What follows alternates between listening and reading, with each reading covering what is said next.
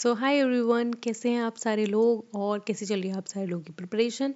I hope सारे लोग अच्छे होंगे और अच्छे से अपनी पढ़ाई कर रहे होंगे। ठीक है, तो हम डिस्कस कर रहे हैं इंडिया की नेबरहुड पॉलिसी के बारे में। इसके ऊपर मैंने पहले ही एक वीडियो बनाई है जिसमें हमने काफ़ी सारी चीज़ों को पहले ही डिस्कस किया था। ठीक है, अगर आपने वो वीडियो नहीं देखी है देन मेक श्योर कि पहले आप वो वीडियो देखें, क्योंकि उससे कई सारी चीज़ों की अंडरस्टैंडिंग डेवलप होगी कि इंडिया के आसपास नेबर कंट्रीज है कौन सी और कौन कौन सी कंट्री से हमने रिश्ते बनाए हैं, संबंध मतलब कि रिलेशन। ठीक है, वो देखना है। Then this is the same video of India's neighbourhood policy. ये सेकंड पार्ट है। ठीक है, उसमें हम आगे की चीज़ें पढ़ेंगे। जो पहले पढ़नी थी वो तो हमने पढ़ ली है, लेकिन जो चीज़ें छूट गई हैं वो हम इस वीडियो में डिस्कस करेंगे। ठीक है, so without delaying any time हम स्टार्ट कर रहे हैं आज की वीडियो, जिसमें हम सबसे पहले एक पॉलिसी पढ़ रहे हैं जिसका नाम है लुक ईस्ट पॉलिसी। ठीक है, देखो, लुक ईस्ट पॉलिसी का क्या मतलब है। ये 1991 में लॉन्च हुई थी। तब प्राइम मिनिस्टर भारत के कौन थे? पीवी नरसिम्हा राव। ठीक है, प्राइम मिनिस्टर से याद आया आपको, प्राइम मिनिस्टर और प्रेसिडेंट के सारे नाम सीक्वेंस में याद होने चाहिए, क्योंकि ये क्वेश्चन फेवरेट बन चुका है यूजीसी का। कभी भी उठा के कहीं भी पूछ लेता है। ठीक है, तो ये जो आपको नाम समझ में आ रहा है लुक ईस्ट पॉलिसी, मतलब ईस्ट की जो कंट्री है, इंडिया की ईस्ट की बात कर रही हूँ मैं। ठीक है, तो ईस्ट में इंडिया के जितने भी कंट्रीज़ हैं उनको जो इंडिया है वो किस नज़रिए से देखता है, या फिर उन कंट्रीज़ के लिए इंडिया अपनी कैसी फॉरेन पॉलिसी रखता है, वो चीज़ों को हम इसमें डिस्कस करेंगे। ठीक है, तो लुक ईस्ट पॉलिसी कब आई? 1991 में आई। ये आपको पता होनी चाहिए।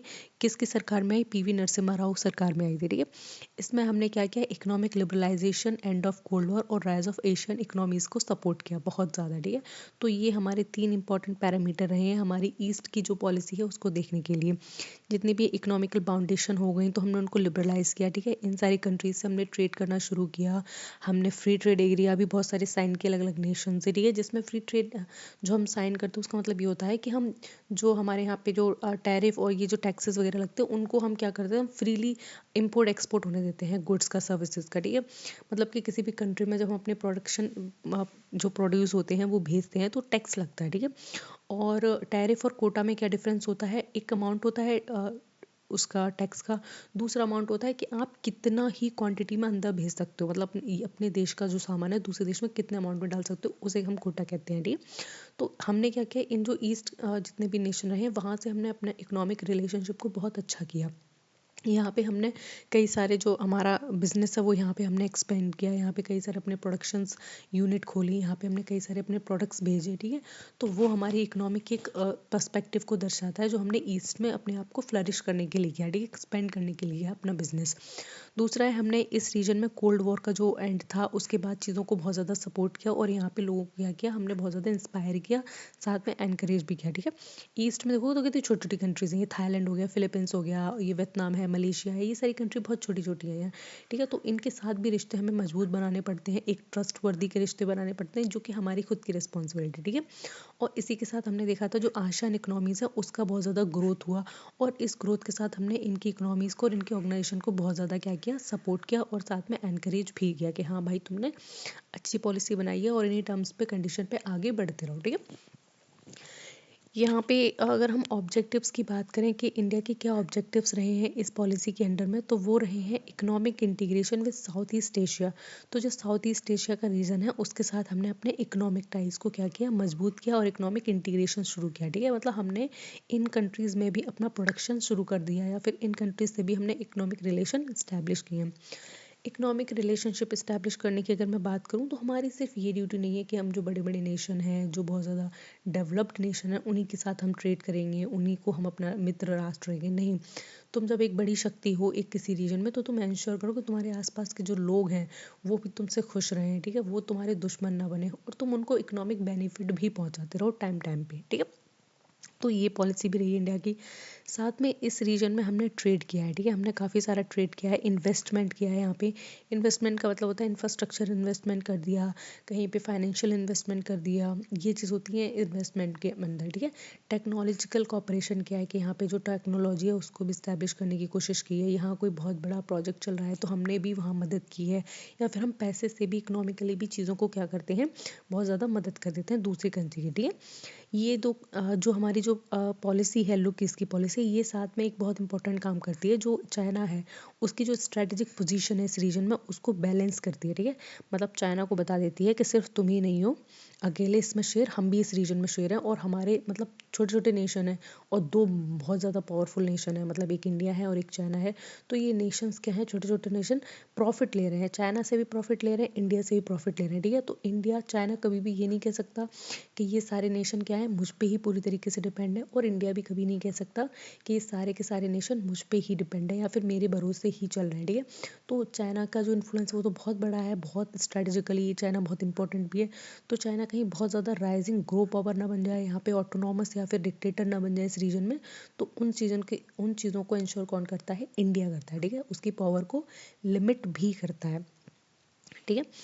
यहाँ पे अगर हम कल्चरल और हिस्टोरिकल रिकनेक्शन की बात करें तो कल्चरली यहाँ लोग बहुत ज़्यादा घूमते फिरते हैं, ठीक है। ये बाली, मलेशिया और ये सारे फिलीपींस, वियतनाम, बैंकॉक, कितने ही लोग यहाँ घूमते फिरते रहते हैं, ठीक है। कल्चरल एक्सचेंज होता है, हिस्टोरिकल इंपॉर्टेंस हमें देखने को मिलती है। ये लोग अभी से नहीं, हिस्ट्री अगर हम पढ़ेंगे उठा के तो तब से लेके बहुत टाइम पीरियड तक जुड़े हुए हैं, घूमते फिरते हैं, हमारे देश में आते हैं और यहाँ पे आके मस्त रहते हैं, ठीक है। हम लोग भी उधर जाते रहते हैं, ठीक है। तो यहाँ तक आपको चीज़ें समझ में आ गई होंगी। फिर हम इसके बाद डिस्कस करेंगे phases of look East policy, ठीक है। देखो लुक ईस्ट पॉलिसी में आपको ईयर याद रखनी है, कौन सी ईयर थी, 1991, ठीक है। ईयर याद हो गई। दूसरा किसके द्वारा लाई गई, पीएम नरसिम्हा राव, ठीक है। ये दो चीज़ याद रख लेना बहुत है। बाकी ये इन सारी रीजन में इकोनॉमिक कोऑपरेशन करता है, ट्रेड इन्वेस्टमेंट को बढ़ावा देता है, कल्चरल एक्सचेंज की बात करता है, ये चीज़ याद रखनी है, ठीक है। फिर हम यहाँ डिस्कस करेंगे फेजेस के बारे में, कौन कौन से फेजेस में हम लोग इसको पढ़ते हैं। तो इसमें जो पहला फेज़ आता है, सबसे पहले कौन सा फेज़ आएगा, जब से शुरू होगी कोई भी इकोनॉमिक पॉलिसी, तो वो है 1991 से 2002 तक, ठीक है। तो जब 1991 से 2002 तक हमारा क्या स्टैंड रहा लुक ईस्ट में, हमने क्या किया, तो हमने सबसे पहले इकोनॉमिक इंगेजमेंट बढ़ाई, ठीक है। इन सारी कंट्रीज़ में हमने जा जाके क्या किया, दोस्ती बढ़ाई, और इन सारी कंट्रीज़ में हमने बहुत सारे जो ट्रेड हो गए, इन्वेस्टमेंट हो गए, ये सारे इनको साइन किया, ठीक है, कॉन्ट्रैक्ट जिसे हम कहते हैं। हमने इकोनॉमिक इंगेजमेंट को ही बढ़ाया ताकि इनके अंदर ये ट्रस्ट डेवलप हो जाए कि ये जो इंडिया है वो हमारे साथ क्या करना चाहता है, पार्टनरशिप करना चाहता है, या फिर हमारे साथ भी क्या है, इकोनॉमिक बेनिफिट को ये बढ़ाना चाहता है, ठीक है। साथ में दूसरा है डायलॉग पार्टनर विद आसियान इन 1992। तो इंडिया क्या हुआ कि इंडिया ना एक डायलॉग पार्टनर की तरह काम करता है आसियान नेशन में, ठीक है। तो ये 1992 में इसने डेवलप किया। हम जब भी आसियान की मीटिंग होती है, हमें इन्विटेशन होता है तो हम लोग जाते हैं वहाँ पे, ठीक है। हम लोग ऑब्जर्वर कंट्री बनकर भी चले जाते हैं, हम वहाँ पे जाके देखते भी हैं, और जब भी कोई इंपॉर्टेंट फाउंडिंग डे मनाया जाता है, जैसे ही गेस्ट वगैरह बुलाते हैं आसियान नेशन के, तो हम जाते हैं, हम ज्वाइन करते हैं। अब ये लोग गेस्ट क्यों बुलाएंगे हमें, वो इसलिए बुलाएंगे क्योंकि भाई तुम्हारे घर पे दावत हो रही है, ठीक है। यहाँ यहाँ यहाँ यहाँ यहाँ जितने भी लोग मोहल्ले में रह रहे हैं सबको बुलाया जाए, क्योंकि तुम्हें पता है दावत हम एक ही बार कर रहे हैं, लेकिन ये लोग हमारा नाम हमेशा लेंगे कि हाँ उन्होंने दावत की थी और हमें बुलाया था, ठीक है। तो बस ये चीज़ें हैं। दूसरा इसका जो फेज़ शुरू होता है वो है 2002 से 2014 तक। 2002 से 2014 तक हमने किस तरीके से इस एरिया को देखा, वो था स्ट्रेटजिक और सिक्योरिटी कोऑपरेशन के पैमाने से, ठीक है। स्ट्रेटजिक और सिक्योरिटी कोऑपरेशन की मैं बात करूँ तो सिक्योरिटी की यहाँ हर तरीके से बात होती है। सिक्योरिटी इन फाइनेंस हो गई, सिक्योरिटी ऑफ लाइफ हो गई, सिक्योरिटी ऑफ इन्वेस्टमेंट हो गई। तो हमने उन सारे एरियाज़ में भी क्या किया, अपना इंगेजमेंट बढ़ा के सिक्योरिटी कोऑपरेशन लाए, ठीक है। साथ में कोई नेशन बहुत ज़्यादा वैसा ना बन जाए इन एरियाज़ के लिए या फिर इन नेशन के लिए जो इन्हें दबा रहा है, या फिर इनको इनकी जो इंटेग्रिटी है, सोवरेनिटी है, उसको थ्रेट बनना है, ठीक है। तो वहाँ भी हमने बहुत कोऑपरेट किया। फाइनली 2010 में क्या किया, इंडिया ने और आसियान ने फ्री ट्रेड एग्रीमेंट साइन कर लिया, ठीक है। स्टार मार्क कर लो इसको, आ चुका है ये और आएगा, ठीक है। मेरे नोट्स में भी ये पूरा साइन है कि इंडिया और आसियान के बीच में जो फ्री ट्रेड एग्रीमेंट था वो कब साइन हुआ, तो आपको पता होना चाहिए 2010 में साइन हुआ, ठीक है। नेक्स्ट हम यहाँ पे डिस्कस करेंगे, देखो हमने ना लुक ईस्ट पॉलिसी की वो पढ़ लिया, कब से चली, 1991 से 2014 तक। अब देखो 2014 में क्या बदला, बिल्कुल बदला। 2014 में बीजेपी की सरकार बनी, और बीजेपी की सरकार बनते ही नाम बदलने शुरू हो गए। सॉरी टू से, नाम नहीं बदलने शुरू हुए, मतलब इन लोगों की कुछ है भाई, इनको नाम वाम बदलना अच्छा लगता है, ताकि भाई पॉलिटिकल साइंस के जितने स्टूडेंट हैं वो थोड़े परेशान रहें और उन्हें याद करने के लिए थोड़ा सिलेबस बढ़ जाए, इसलिए मोदी जी हर चीज़ का नाम बदलते रहते हैं। तो फिर 2014 से शुरू हुई एक्ट ईस्ट पॉलिसी। अब देखो वो थी लुक ईस्ट पॉलिसी, ये बन गई एक्ट ईस्ट पॉलिसी। तो देखो नाम बदला है, सिर्फ काम वही है, बस नाम बदल गया है, ठीक है, लेकिन काम को थोड़ा एरिया में एक्सपेंड भी कर दिया गया है। तो ये हुई थी 2014 में अनाउंस, ठीक है, एक्ट ईस्ट पॉलिसी। अब इसको स्टार मार्क कर लो कि लुक ईस्ट कब आई और दूसरा एक्ट ईस्ट कब आई, ठीक है, इसकी डेट आपको याद रहनी चाहिए प्रॉपर। तो इसको कौन लाया? तो मैंने बताया कि 2014 में किसकी सरकार बनी है, मोदी जी की सरकार बनी है। तो डेफिनेट है कि प्राइम मिनिस्टर नरेंद्र मोदी ही इस स्कीम को लेकर आएंगे या फिर इस पॉलिसी को लेकर आएंगे टुवर्ड्स ईस्ट, ठीक है, ईस्ट नेशंस, ईस्ट नेशन नहीं मतलब साउथ ईस्ट एशिया जो भी नेशन है उनकी तरफ, ठीक, and upgrade to Look East policy. तो देखो ये जो मोदी थे वो ये क्लेम करते थे कि जो लुक ईस्ट पॉलिसी जो थी नरसिम्हा राव सरकार ने जो चलाई थी, जो कि 2014 तक चली, हम उसका ना एक अपग्रेड वर्जन लेकर आ रहे हैं, हम उसको एक कदम और बढ़ा के लेकर आ रहे हैं, ठीक है। होता है ना कि कोई पुराना मॉडल चला रहा हो, फिर वो कंपनी कहती है कि हम एक नया अपडेट वर्जन लेकर आ रहे हैं, सारे लोग अपने फ़ोन में अपडेट कर लो या फिर वहाँ पे जाके अपडेट वगैरह कर लो। तो ये चीज़ थी, ठीक है। तो देखो इसके ऑब्जेक्टिव्स क्या रहे, मतलब अब जब तुम अपडेट कर रहे हो किसी चीज़ को तो उसके फीचर्स भी तो देखोगे, हाँ भाई, वरना फालतू में अपडेट किया है। तो अपडेट के साथ साथ उसके नए फीचर्स की भी हम बात करेंगे, कौन कौन से नए फीचर्स दिए हैं हमें एक्ट ईस्ट पॉलिसी ने, ठीक है, ठीक है। तो देखो इसके जो ऑब्जेक्टिव्स हैं उसमें सबसे पहले उन्होंने बताया कि स्ट्रॉन्गर पॉलिटिकल कनेक्शन बनाएंगे, मतलब हम ना इकोनॉमिकली ही इंगेज नहीं रहेंगे, हम पॉलिटिकली भी बहुत ज़्यादा इंगेज रहेंगे और स्ट्रेटजिकली भी बहुत ज़्यादा कोऑपरेटिव रहेंगे इस पूरे रीजन में। हम अभी तक इकोनॉमिक पैरामीटर्स पे काम करते आ रहे हैं, लेकिन हम अभी ना मित्रता बढ़ाएंगे, घनिष्ठ मित्रता बढ़ाएंगे, क्योंकि ये जो हम जब एक्सटेंड कर देते हैं अपनी पॉलिसी किसी चीज़ पे तो पॉलिटिकल एंगेजमेंट को भी हम बढ़ावा दे देते हैं। फिर ये कहते हैं कि हम जो डिफेंस और मैरीटाइम कॉपरेशन है उसमें भी साथ आ जाएंगे, हम मतलब इन सारी कंट्रीज़ के साथ डिफेंस एक्सरसाइजेस करेंगे, हम डिफेंस में भी ट्रेड वगैरह करेंगे। अब तक किस में हो रहा था, अब तक गुड्स में हो रहा था ट्रेड, लेकिन अब हम डिफेंस सेक्टर में भी कोलैबोरेशन करेंगे, साथ आएंगे, मिसाइल्स बनाएंगे मिलकर, और जो भी चीज़ें लगेंगी हम वो सब चीज़ें क्या करेंगे, मिलजुल के करेंगे, ठीक है। और साथ में जो मरीन टाइम सिक्योरिटी की मैं बात करती हूँ उस पे भी दोनों लोग कॉपरेशन करेंगे। देखो जो मरीन टाइम्स कॉपरेशन होता है ना उसके ना बहुत सारे मतलब इश्यूज होते हैं, कभी कभी मोस्टली तो इशू ये मछुआरों वछुआरों का पकड़ना हो जाता है, दूसरा क्या होता है जो पायरेसी होती है, चोरी करते हैं, वो हो जाता है, और सबसे ज़्यादा ना टेरिटरी का डर रहता है कि मेरी टेरिटरी में घुस गए, कि मेरी टेरिटरी में उन्होंने अपना जो होता है ना उसको क्या बोलते हैं, ऑयल फैक्ट्री लगा लेते हैं ऐसे, एग्जैक्ट मुझे याद नहीं आ रहा है। तो वो सब हो जाता है, तो ऐसे कंटिन्यू कंट्री एक दूसरे पे ब्लेम डालते थे, अरे तुमने ये किया वो नहीं किया। तो इस पूरे रीजन में क्या है, कॉपरेशन को हम मेंटेन करेंगे। साथ में ये जो एक्ट ईस्ट पॉलिसी है वो कहती है कि हम कनेक्टिविटी पे बहुत ज़्यादा फोकस करेंगे, जो तो कि नॉर्थ ईस्ट इंडिया है उन सारे नेशंस के साथ मिलके कनेक्टिविटी को जितना भी इशू आ रहा है उसको रिजॉल्व करेंगे, और उन सारे नेशन से हम क्या करेंगे, दोबारा से कनेक्ट हो जाएंगे, ठीक है। और इंडो पैसिफिक रीजन का आर्किटेक्चर है उसको हम क्या करेंगे, डेवलप करेंगे, ठीक है। तो जो एक्ट ईस्ट पॉलिसी है जो नरेंद्र मोदी लेकर आए हैं 2014 में, वो क्लेम करते हैं कि हमने इतने सारे एरियाज़ को क्या किया है, डेवलप किया है, ठीक है। हमने जो अपग्रेड किया है वो अपग्रेड वर्जन यही है। तो देख लो भाई अपग्रेड वर्जन, यहाँ पे हम देखेंगे कि एक्ट ईस्ट इनिशिएटिव तो क्या क्या इनके इनिशिएटिव रहे हैं। तो सबसे पहले हम इसमें इंडिया और म्यांमार थाईलैंड ट्राइलेटरल हाईवे, ये हाईवे प्रोजेक्ट है, ठीक है। हाईवे समझ रहे हो ना, एकदम हाईवे बनना होगा इन सारी कंट्री को मिला के, मतलब हम लोग बाइक पे बैठेंगे मस्त आराम से म्यांमार थाईलैंड होते हुए घूम घूम के आ जाएंगे, ठीक है। फिर है कालाधान मल्टी मॉडल ट्रांजिट प्रोजेक्ट, ये भी बहुत ज़्यादा इंपॉर्टेंट है, ठीक है। क्वाड एग्रीमेंट भी हमने साइन किया है, बिम्स्टेक इस रीजन में बहुत इंपॉर्टेंट है। बिम्स्टेक कब बना है, 1997 में, ठीक है, ये भी आपको पता होना चाहिए। Act east link with neighbourhood first policy, जो एक्ट ईस्ट हमने बताया जो 2004 में क्या हुई थी, मतलब 2004 में हमने इसका क्या किया था, इनॉग्रेशन किया था। ये हमारी नेबरहुड जो फर्स्ट पॉलिसी है या फिर नेबरहुड फर्स्ट पॉलिसी जो हम रखते हैं अपने एज अ कैरेक्टर में, तो वो क्या दर्शाती है, इन सारे नेशंस के साथ cooperation, cooperation in the field of economic cooperation, marine security cooperation and economic cooperation, political cooperation, हर सेक्टर में हम इनके साथ कॉपरेट करने के लिए अब फाइनली तैयार हो गए हैं, ठीक है। तो वो सारी चीज़ों को ही डिफाइन करती है। देन यहाँ पे हम एक कंपैरिजन देख लेंगे लुक ईस्ट और एक्ट ईस्ट में। तो सबसे पहले ईयर का कंपैरिजन आ जाएगा, जो लुक ईस्ट है वो 1991 में आई थी और जो एक्ट ईस्ट है वो 2014 में आई थी। जिसका इसका नेचर की अगर हम बात करें तो ये पैसिव नेचर की थी और ये प्रोएक्टिव नेचर की है, ठीक है। जो लोकीज थी उसकी इकोनॉमी पे बात ज़्यादा होती थी, लेकिन इसकी स्ट्रेटजी और सिक्योरिटी का जो स्कोप है वो बढ़ गया है। इसका जो रीजन है वो आसियान है, लेकिन इसका रीजन क्या है, इंडो पैसिफिक। मतलब इंडो पैसिफिक में जितनी भी कंट्री आती है वो सबको कवर करती है ये हमारी पॉलिसी। लेकिन जबकि जो लोग की पॉलिसी थी वो सिर्फ और सिर्फ आसियान नेशन के साथ क्या करती थी, इंगेजमेंट रखती थी और उन्हीं पर ध्यान देती थी, ठीक है। ये चीज़ याद रहेगी, ठीक है। तो यहाँ तक आई होप समझ में आ गया होगा, ठीक है। इस कंपैरिजन चार्ट को एक बार देख लेना और थोड़ा सा समझ भी लेना।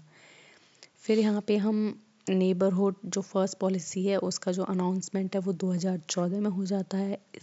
इसकी जो प्रायोरिटी लिस्ट में हम देखते हैं वो हमारे इमीडिएट नेबर्स दिखते हैं, ठीक है।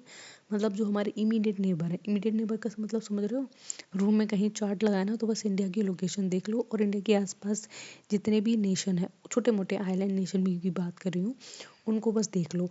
तो उनके टुवर्ड्स इंडिया की क्या पॉलिसी रहती है, बस हमने वही समझना है, ठीक है। इसमें हाई लेवल विजिट्स भी होते रहते हैं। हाई लेवल विजिट का मतलब है प्रधानमंत्री, प्रेसिडेंट, ये सब हमारी कंट्री में आते रहते हैं, हम इनकी कंट्री में जाते रहते हैं। ये हमारा सम्मान करते हैं, हम इनका सम्मान करते हैं, ठीक है।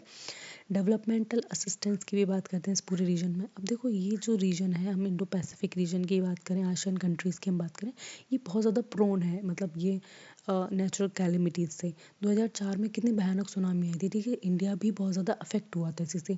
वैसे ही ये जो कंट्रीज़ हैं वो रेगुलरली किसी न किसी नेचुरल हैज़ार्ड का शिकार बनती रहती हैं। तो ऐसे में हमारी क्या एक पॉलिसी रहनी चाहिए कि हम इनकी मदद करें, हम इनकी फाइनेंशियल मदद करें, हम इनकी फूड एंड सप्लाई से मदद करें, जिसे हम ह्यूमैनिटेरियन असिस्टेंस कहते हैं। तो वो हम कंटिन्यू करते हैं क्योंकि इन कंट्रीज़ को ज़रूरत है। और ये कंट्रीज जब भी कभी मुसीबत में होती हैं, ट्रबल में होती हैं, तो ये एक बड़ी सुपर पावर के ऊपर डिपेंडेंट हो सकें मदद के लिए, तो वो इस रीजन में इंडिया को देखती हैं ऐसे। साथ में कुछ नेशन है वो चाइना को ऐसे देखते हैं। तो ये जो चाइना के साथ अगर इन लोगों के रिलेशन ख़राब हो गए तो इंडिया इनको एक दूसरी तरीके से मैं बताऊँ, एक दूसरा एक्टर या फिर एक दूसरा प्रोवाइड करता है। मतलब होता है ना कि तुम्हारा ये प्लान ख़राब हो गया तो मेरे पास ये प्लान है, मैं इस पर फोकस कर सकता हूँ। तो वो चीज़ हो जाती है, ठीक है। साथ में क्या है कि हम इस पूरे रीजन में सिक्योरिटी पर कोऑपरेशन करते हैं बहुत भयंकर, ठीक है। अब इसके करंट हम चैलेंजेस की भी बात कर लेंगे, क्योंकि भाई ये पॉलिसी तो बहुत अच्छी है, अच्छे से काम कर रही है, सारे लोग कोऑपरेट भी कर रहे हैं बढ़िया तरीके से। लेकिन कोई ना कोई तो ऐसे चैलेंजेस होंगे जो मतलब कि इन पॉलिसीज़ को थोड़ा लिमिट कर रहा है, या फिर इन, क्योंकि हर चीज़ ना आपके हिसाब से परफेक्ट नहीं हो सकती, उसके साथ कोई ना कोई चैलेंज ज़रूर आता है। तो बिल्कुल आता है। तो वो है इंडिया का बेल्ट एंड रोड इनिशिएटिव, ठीक है। ये इंडिया बना रहा है बेल्ट एंड रोड इनिशिएटिव, ये पूरे रीजन को कवर करता है, ठीक है। अगर इसकी लोकेशन की बात करूँ तो इंडिया से निकल कर पाकिस्तान वाकिस्तान पता नहीं बहुत सारे नेशन को ये जोड़ रहा है। तो ये चाइना का इनिशिएटिव है, जिसको एक तरीके से हम देखते हैं चाइना हमारी जो सोवरेनिटी है उसमें हस्तक्षेप करने की कोशिश कर रहा है। तो ये भी एक हमें चैलेंज देखने को मिलता है। साथ में हम देखते हैं कि ये पॉलिटिकल इंस्टेबिलिटी भी देखने को मिलती है इस पूरे नेबर में, ठीक है। नेबरहुड में पॉलिटिकल इंस्टेबिलिटी का मतलब है यहाँ क्योज हो जाते हैं, यहाँ सिविल रिवॉल्ट हो जाते हैं, यहाँ पे कोई और चीज़ें हो जाती है। जैसे अभी बांग्लादेश में देखो क्या चल रहा है, ठीक है। एक लिंचिंग हो गई थी, मॉब लिंचिंग की हम बात कर रहे हैं, हिंदू कोई था उसकी। तो ये सब पॉलिटिकल इंस्टेबिलिटी क्रिएट करता है। अभी देखो, अभी उसमें कहाँ प्रोटेस्ट हुआ था, जेंजी ने नेपाल में प्रोटेस्ट कर दिए थे। तो ये बहुत ज़्यादा हमें पॉलिटिकली अनस्टेबल चीज़ें देखने को मिलती हैं, जो एक कंट्री के ट्रेड को और एक कंट्री के रिलेशन दूसरी कंट्री से सब कुछ अफेक्ट करती हैं, ठीक है। ये सारी चीज़ें भी बहुत ज़्यादा फोकस रखती हैं। अब पाकिस्तान की जो पॉलिटिकल सिचुएशन है, हम उससे कोऑपरेशन नहीं कर पा रहे, क्योंकि जब सरकार ही ख़राब है, सरकार ही जब टेररिस्ट को बहुत ज़्यादा प्रमोट कर रही है, सरकार हमारे खिलाफ भड़काऊ भाषा दे रही है, तो हमारे कैसे, मतलब कि हमारा मन कर जाएगा कि चलो हम इनके साथ ना फ्री ट्रेड एग्रीमेंट कर लेते हैं, हम इनके साथ कोई और पॉलिसी पे साइन कर लेते हैं। नहीं हो पाएगा, ठीक है। साथ में हमें बॉर्डर डिस्प्यूट देखने को मिलते हैं, जब तब हो जाते हैं। हमारा बांग्लादेश के भी साथ बॉर्डर डिस्प्यूट था, हमारा चाइना के साथ भी बॉर्डर डिस्प्यूट, हमारा पाकिस्तान के साथ भी बॉर्डर डिस्प्यूट, हमारा भूटान नेपाल सबके साथ कुछ ना कुछ हमारा बॉर्डर डिस्प्यूट आ जाता है, ठीक है, छोटा छोटा। तो ये बॉर्डर डिस्प्यूट का जो एरिया है वो हमेशा एक टेंशन बना रहता है हमेशा देशों के बीच में, ठीक है, जिसको रिजॉल्व होने की भी बहुत ज़्यादा ज़रूरत है। फिर जो टेररिज्म, भाई टेररिज्म तो मुझे लगता है ऑल सीजन सिक्योरिटी थ्रेट बन के रह गया है, अब तो पता नहीं कब ख़त्म होगा। और सिक्योरिटी थ्रेट भी होते रहते हैं, जहाँ पे बहुत सारी, हमने टेररिस्ट ऑर्गेनाइजेशन की मैं बात करूँ या फिर टेररिस्ट बॉम्ब ब्लास्ट की बात करूँ, उस पर मैं जल्दी वीडियो लेकर आऊँगी। तो ये पूरे रीजन में आराम से होते रहते हैं, ठीक है। यहाँ पे लोग आराम से क्या है कि अलग अलग टेररिस्ट ऑर्गेनाइजेशन बना के यहाँ के लोगों को डराते रहते हैं, यहाँ पे टेंशन को इंटेंस कर देते हैं, या फिर लोगों को यहाँ पे सिक्योरिटी है जो उनके सर्वाइवल के लिए वो हमेशा ख़तरे में डालते रहते हैं, ठीक है। नेक्स्ट हम यहाँ पे देखेंगे। अब यहाँ पे कुछ नहीं है जितना था बस इतना ही था और आपने पढ़ लिया। एंड आई होप आपको वीडियो अच्छी लगी होगी, सारी चीज़ें समझ में आई होंगी। और अगर नहीं समझ में आई है तो दोबारा से वीडियो देख लेना, उसके शॉर्ट नोट्स बना लेना और पढ़ते रहो आराम से, क्योंकि भाई एग्ज़ाम बिल्कुल नज़दीक है। और कल मैं एक काम करूँगी, मैं टेररिस्ट ऑर्गेनाइजेशन की और मेजर टेररिस्ट अटैक की प्रॉपर वीडियो बनाऊँगी, जो कि बहुत ज़्यादा ऑफ कोर्स इम्पॉर्टेंट है, क्योंकि हमने अभी देखे कुछ टाइम पीरियड में जो टेररिस्ट जितने भी वो हुए हैं, अटैक हुए हैं, उन पे कोई ना कोई क्वेश्चन पूछा गया है या क्रोनोलॉजी बेस में आ गया है। साथ में गवर्नमेंट स्कीम और ये सारी चीज़ों पे ज़्यादा थोड़ा फोकस रहेगा, ठीक है। हमने जहाँ तक है हमने थ्योरी डेवलप कर ली है, और थ्योरी से ज़्यादा अब हमें थोड़ा सा फोकस स्टैटिक पोर्शन और लर्न करने पे देना है, ठीक है। तो उसके लिए तैयार रहना और तब तक पढ़ते रहो। और प्लीज़ चैनल को सब्सक्राइब कर लेना। अगर मुझे कोई सजेशन देना चाहते हो सजेशन दे देना, और कैसी प्रॉब्लम है देन प्लीज़ मेक श्योर कि आप उसको कमेंट सेक्शन में डाल दें, ठीक है। तब तक अपना ख्याल रखना और पढ़ते रहो। Take care, bye bye.